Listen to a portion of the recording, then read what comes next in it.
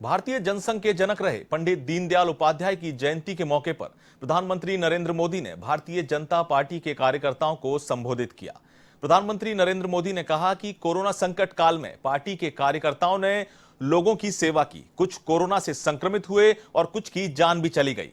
कृषि बिल को लेकर पीएम मोदी ने कहा कि बीते दिनों में हमारी सरकार ने युवा और किसानों के लिए ऐतिहासिक फैसले किए हैं। पीएम बोले कि लोगों के जीवन में सरकार जितना कम दखल देगी उतना बेहतर होगा।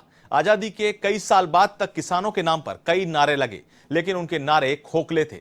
पीएम मोदी ने कहा कि कृषि बिल से छोटे किसानों को सबसे अधिक फायदा होगा।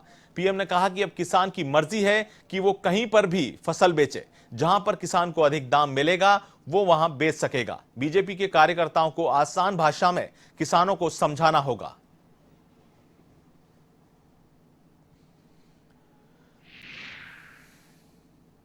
देश भर में फैले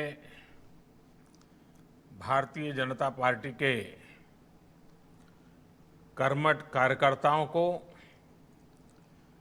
पंडित दीनदयाल उपाध्याय जी की जन्म जयंती पर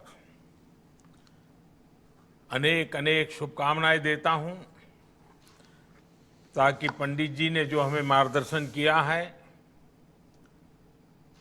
जो रास्ता हमें दिखाया है, उस रास्ते पर हम पूरे समर्पित भाव से आगे बढ़ पाए। आप सभी सामान्य जन की सुरक्षा और सेवा के लिए समर्पित भाव से निरंतर काम कर रहे हैं। कोरोना की चुनौतियों के बीच भी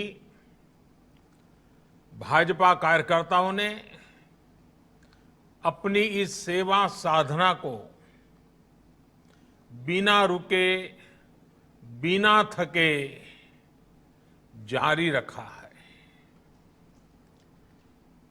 इसमें हमारे कई कार्यकर्ताओं को अपना जीवन भी खोना पड़ा है। दूसरों की मदद करते हुए अनेकों कार्यकर्ता स्वयं भी कोरोना से संक्रमित हुए हैं।